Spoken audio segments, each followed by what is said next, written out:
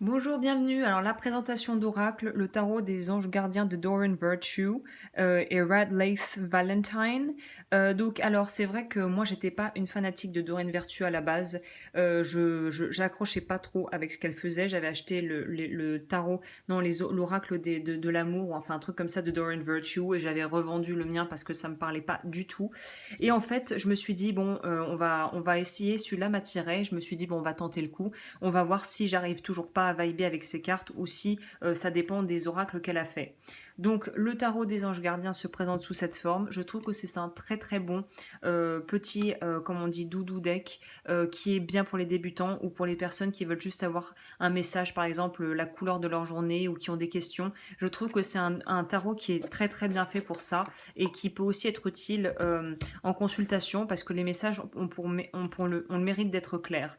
Il y a un vrai livret également qui est vraiment très bien fait, en tout cas qui est assez poussé quand même, même si c'est pas évidemment dans les lignes directes du tarot. Elle s'est un peu réapproprié les bases du tarot à sa sauce. Donc après on aime ou on n'aime pas, mais je trouve que généralement chez Doreen Virtue, j'ai l'impression que les petits livrets sont quand même bien faits, quoi. Explicatif pour les gens qui aiment ça. Donc le dos des cartes ressemble à ça. Elles sont quand même assez épaisses, assez costauds à porter, enfin à porter, à brasser, mais je trouve que c'est bien fait. Je trouve que les messages sur les cartes, je trouve qu'il est bien pensé parce que voilà, on a des jolies images et qui peuvent nous permettre de nous plonger quand même dans les illustrations pour les gens qui sont très visuels et qui aiment ça. Et en même temps, les petits messages sont très clairs. C'est pour ça qu'on n'a pas forcément besoin d'utiliser le coffret, hein, parce que tout est déjà là, quoi.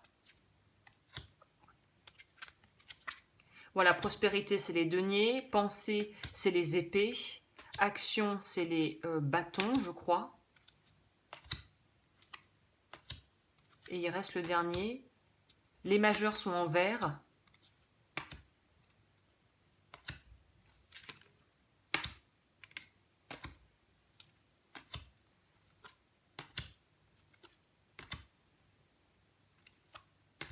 Émotion, c'est les coupes. Et il nous manque là, on a tout dit. Ouais, pensée, c'est les épées. Émotion, c'est les coupes. Prospérité, c'est les deniers. Action, c'est les bâtons. Oui, c'est ça. Messager, je crois que c'est valet. De toute façon, tout est expliqué, hein, dans le livret. Gardien, c'est les rois.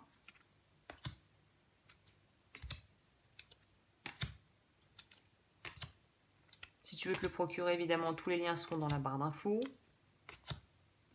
Aide, c'est chevalier, je crois.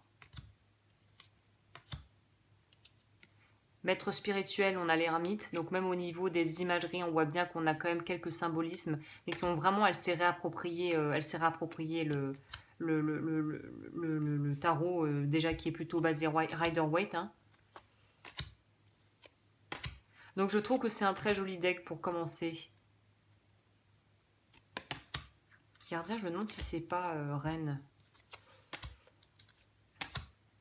Donc là, ce qui est génial aussi, c'est qu'on n'a pas du tout besoin d'avoir des connaissances au niveau du tarot. Si tu en as plus, évidemment, tu pourras creuser. Mais si tu n'as aucune base en tarot, tu peux commencer. C'est ce qui est bien avec les jeux de Doreen Virtue, mais c'est aussi ce qu'on lui reproche. C'est que ça devient très accessible, mais aussi très axé dans une direction. Donc après, on aime ou on n'aime pas. Mais je trouve que celui-là se défend. Donc voilà, si tu veux aller voir les autres présentations d'oracle que j'ai faites, n'hésite pas à aller le voir dans la barre d'infos et là ça va s'afficher. Et voilà, j'espère que tout le monde va bien. Et moi je reviens bientôt du coup pour d'autres tirages.